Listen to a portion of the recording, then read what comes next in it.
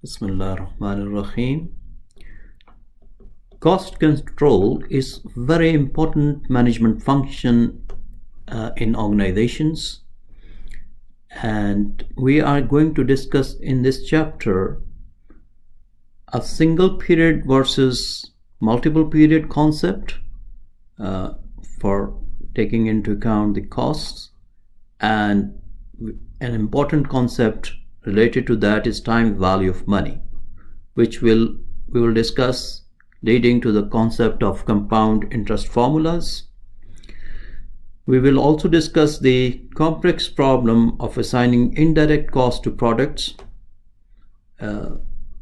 which we will discuss the more sophisticated method of activity-based costing. Finally, how to evaluate the projects. We will discuss different project evaluation criteria.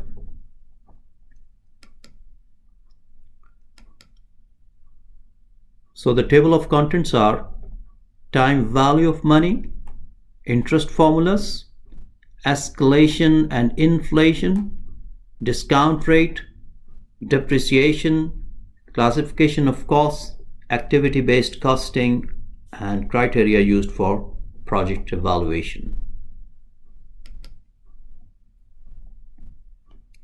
Introduction. Firms in free market economy focus on making profit by way of investing resources, and resources could be money, equipment, manpower, time, human power, brain power, business relationships, etc., and satisfying the needs of its stakeholders. Stakeholders could be stockholders or shareholders, customers, employees, suppliers, and community. A key management concept is cost control.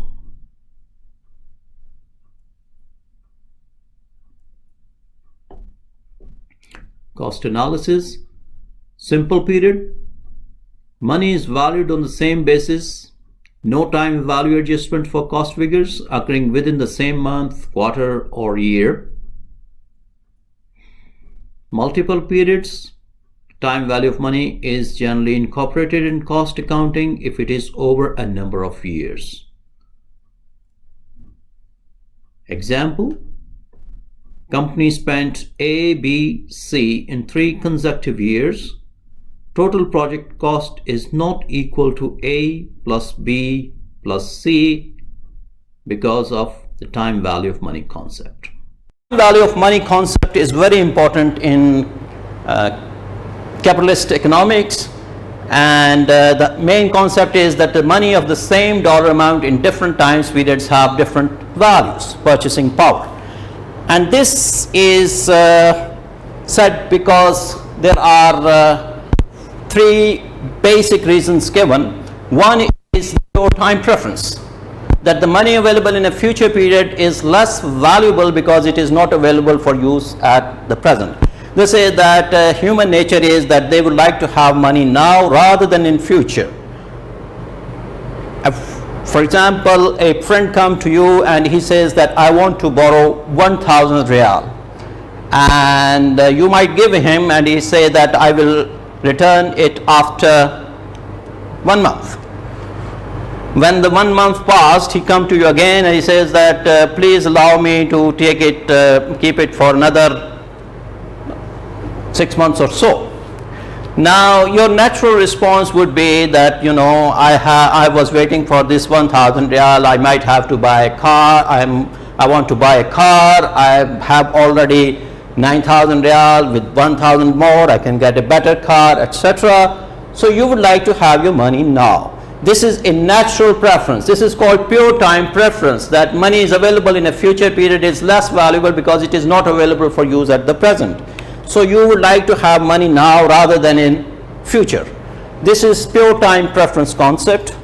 Another concept is opportunity cost of capital, that the money can be invested for intervals of time to earn a real return.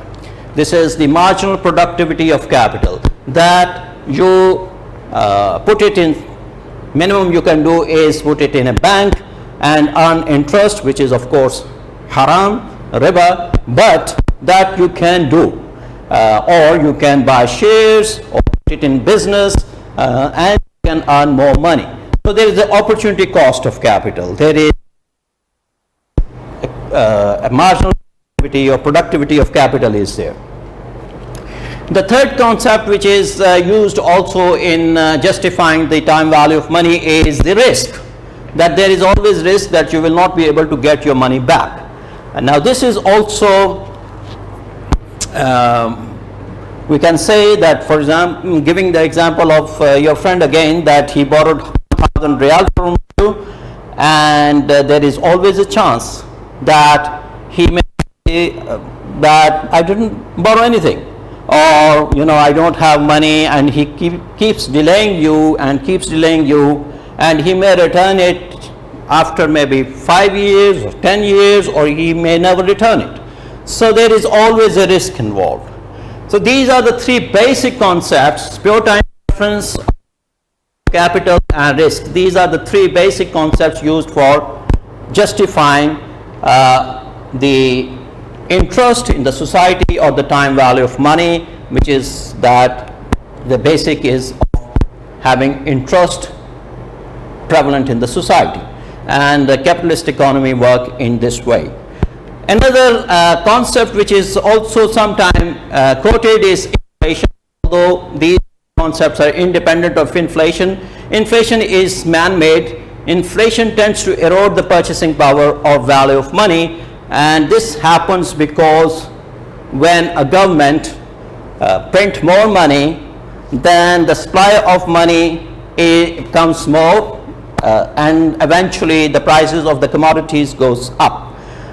It not only occurs due to printing of more money, it mainly occurs because the banks make loans.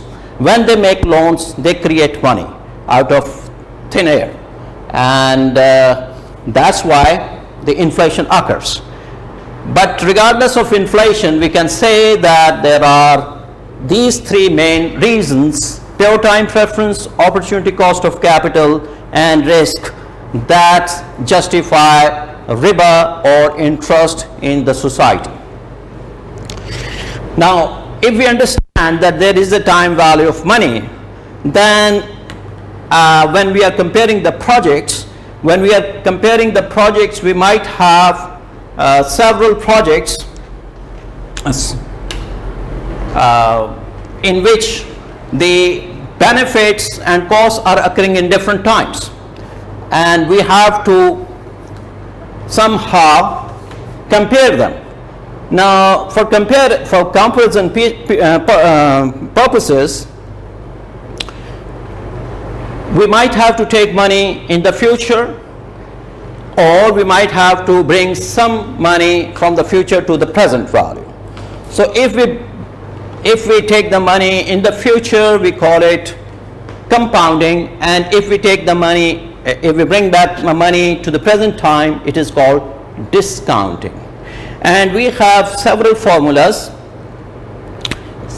We will discuss 6 basic formulas which are used to equate the money in different times. So one is the single compound amount formula.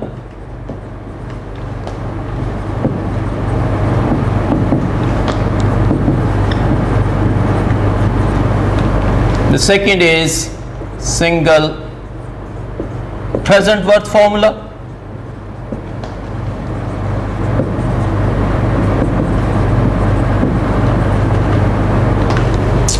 Third, we can say, is uniform series compound amount formula.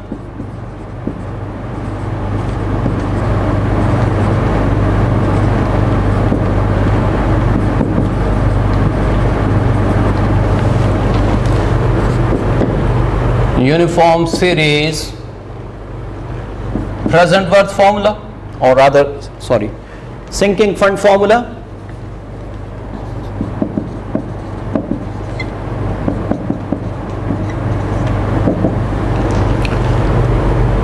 And we we have then uniform series present worth formula,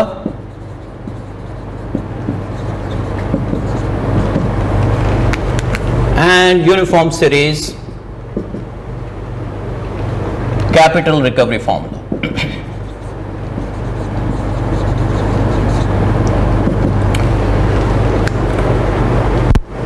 When we are going to discuss these formulas, we will be using these notations here. We will call P as present value,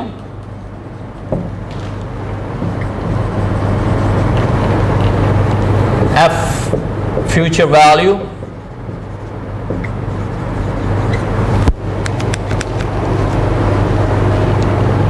I as discount rate or interest rate. We will be using this as a synonymously, but they have some differences. We can discuss this in later time. Interest rate, N will be the number of periods,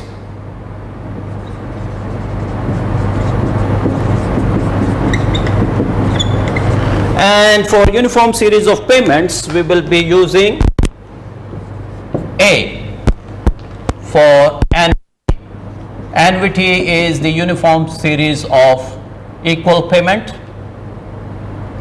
okay, and we will be normally taking interest rates per annum, but it can be used per month also. Our formulas are general. The periods can be divided according to monthly periods or yearly periods, but mostly our discussion will be yearly period and yearly interest, etc. So let's see these formulas. Single compound amount formula is that if you have a present value, and let's say these are some periods here, and this is F value and this is pre-value, and you are at this time 0 time 1, 2 and 3, and you want to see what is the value after 3 years. So single compound amount formula says that if I is the interest rate, then the interest in the first period will be F1 is equal to P into 1 plus I. After 1 year, your P will become P into 1 plus I, and after 2 years, this future value will be again multiplied with 1 plus I. So this become P into 1 plus I square. And in 3 years, this F2 will again gain some 1 year of interest. So this will be 1 plus I power 3. So in general, we say that in N, P into 1 plus I raised to power N, where N is the number of periods, I is the interest rate, and P is the present value, N is Fn is the future value in N periods. This is single compound amount formula. Then we have the single present worth formula, which is the same, basically just invert this equation and we will have the present value. So if there is a future value given and we want to bring value, then P is equal to Fn 1 plus I raised to power N, where N, I over here is called discount rate. So you are discounting back the future values, and this is a single present worth formula. As you can see, we have, why it is single, because we have only single payments here, single payments at the future, single payment in the present. Then we have four formulas which are related to uniform series of payments. So we will see these uniform series compound amount formula first. Let's check it out. I will start writing these equations, so I can just remove this one. I will start writing these equations here in front of these formulas. We have this P is equal to Fn over 1 plus I raised to power n. This is first of all, this Fn is equal to P into 1 plus I raised to power n, and from here we get P is equal to Fn over 1 plus I raised to power n.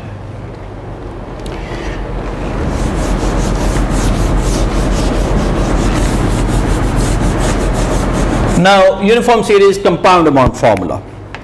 Let's say we are over here at 0 time, and at the end of this time period we put some equal amount, start putting some equal amount of money. And this is called A. A is the annuity, uniform series of payments. And we want to know what will be the future value.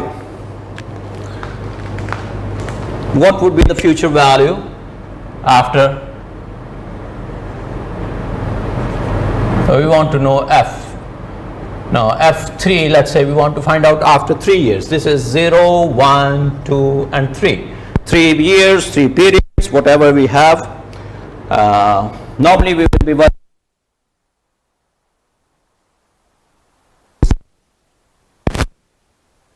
each year, at the end of each year. Now we want to find out what is F3.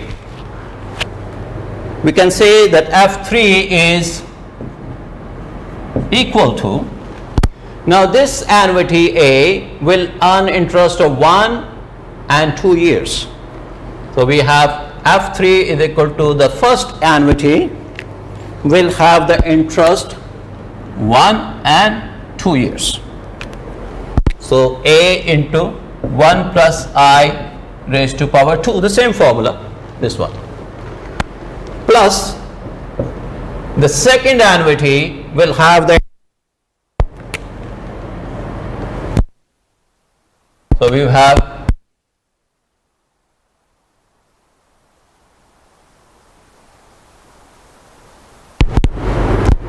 okay. Now let's generalize this equation and write it in terms of n. So we have Fn is equal to A into 1 plus I raised to power, as you can see over here we have 3, then here we have 2. This means that here we will have n minus 1, okay, and then we have A into 1 plus I raised to power n minus 2, and plus so on, plus the last one will be A. Let's call this equation 1 and multiply this equation 1 with 1 plus I on both sides. Multiply 1 plus I on both sides. So what we get is Fn 1 plus I is equal to A. When this is multiplied with 1 plus I, it will become raised to power n, and this one will become A into 1 plus I n minus 1, and plus the last one will become 1 plus I. Let's call this equation 2. Now subtract 1 from 2. Subtract 1 from 2. When you subtract it, you will see that Fn and Fn cancels, and we will left with Fn into I, and this one will be A into 1 plus I raised to power n, and this term will cancel with this one, and all these terms will cancel out, except that this plus A will become now minus A. And we have a nice formula here coming. Fn is equal to a 1 plus I raised to power n minus 1 divided by I. This is uniform series compound amount formula, which means that if you have a uniform series of payments going on, at the end of these series payments, the future value will be a into 1 plus I raised to power n minus 1 divided by I. Okay, so we write this formula again. Here Fn is equal to a into 1 plus I raised to power n minus 1 over I. Now the next formula is the same formula. We have to collect the fund in future, a fund in future, how much we have to put each year, each period, this fund. So just invert that formula, just manipulate it, and you will get the uniform series sinking fund formula. So we have Fn and I into 1 plus I raised to power n minus 1. These terms in brackets have also names. Okay, we have, this is present value factor, this is future value factor 1 over 1 plus I raised to power n. This within the bracket is called compound amount factor, this is called sinking fund factor. The next formula is uniform series present worth formula. And you can see over here, this future value Fn, if you want to bring it back, now this has become a single payment, and when you bring this, all these series of payments in the future, this become a single payment. Now if you want to bring it to the back, to the present value, you have to discount it 3 years back from, for example, this one, 1, 2 and 3. So if it is n, you have to bring it n times. So this means that we have P, if I will say here, then I'll just put it here, just this single amount, and we have single amount here, and just divide this with 1 plus I raised to power n. So we have all these things, except that we have now this term 1 plus I raised to power n coming. We have this A, 1 plus I raised to power n minus 1 divides by I into 1 plus I raised to power n. And this is uniform series present worth formula. And finally, the uniform, another formula is, finally we have uniform series capital recovery formula, same formula except that we have some present value, and we want to find out how much we have to, let's say, recover annually. We can just convert this one, and we have uniform series capital recovery formula. So A is equal to P into I into 1 plus I raised to power n over 1 plus I raised to power n minus 1. The terms in this bracket is called present worth factor, and the term in this bracket is called capital recovery factor. So this is CRF, capital recovery factor, this is PWF, present worth factor, and present worth factor is inverse of capital recovery factor. So we have seen all these formulas. These are very easy to work with, easy to remember also, and if we know how these are developed, we can see that they are not difficult at all and very useful formulas. We will see its applications in the coming examples. So let's look at those examples, and you can ask questions later on.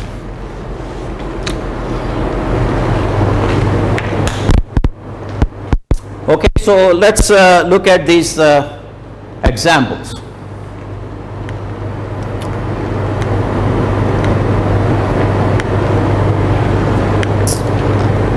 Here's example 1 for single compound amount formula. Jack deposits $200 in a saving account that has an interest rate of 8%. Then in 4 years time he will have how much? And simply use this formula and you will get $272.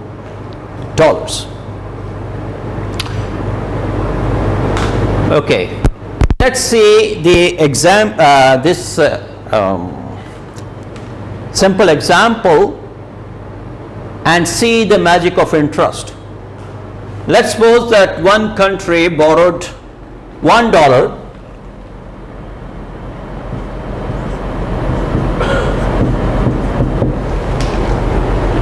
One country borrowed $1 and didn't pay it back for, let's say, 200 years. N is equal to 200 years.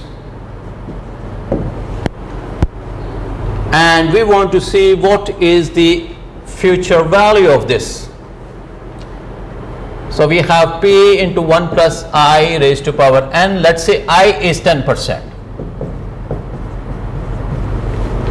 Then if you put 1 into 1 plus I, which is 0.1 raised to power 200, what we get is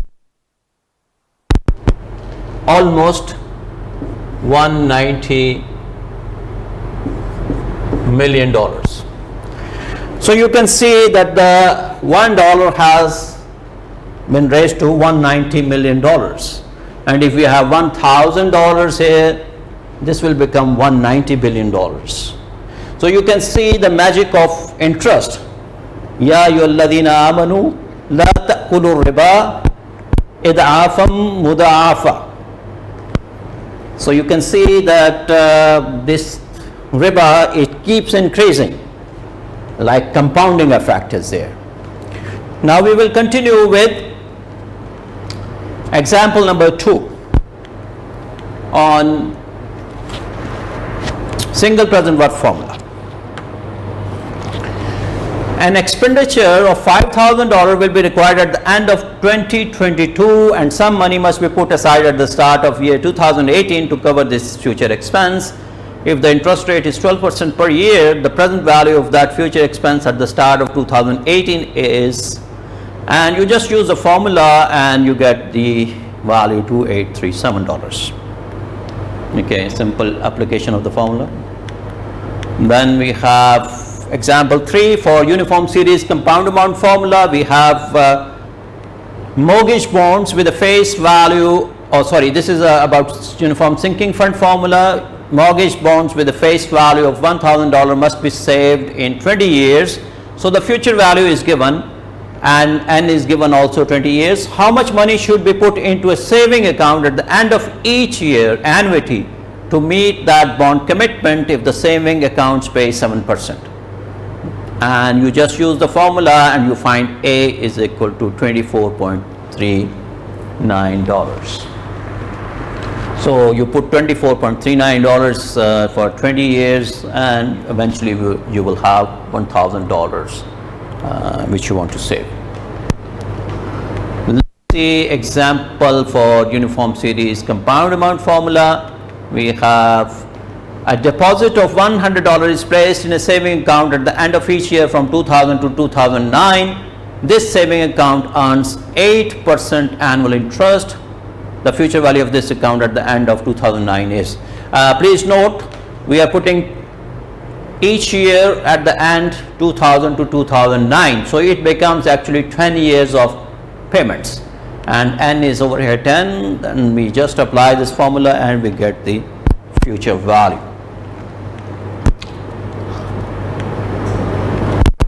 This is an interesting example. Let's look at that. Present value of delayed annuity. This example, present value at the start of year 2000 of an annuity of $1,000 per year, extending from the end of 2005 until the year 2025 with 10% interest. Payments occurs at the end of each year including 2025. This would be a 21-year annuity with the present value at the start of 2005. So first what we do is we find out the present value at year 2005, and then once this become a single payment, then we can use a single payment formula, present worth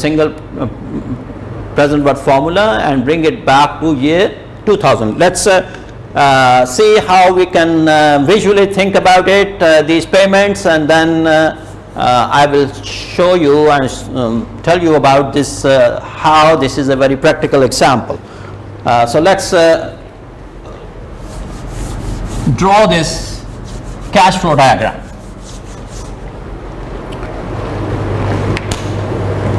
In the year 2000,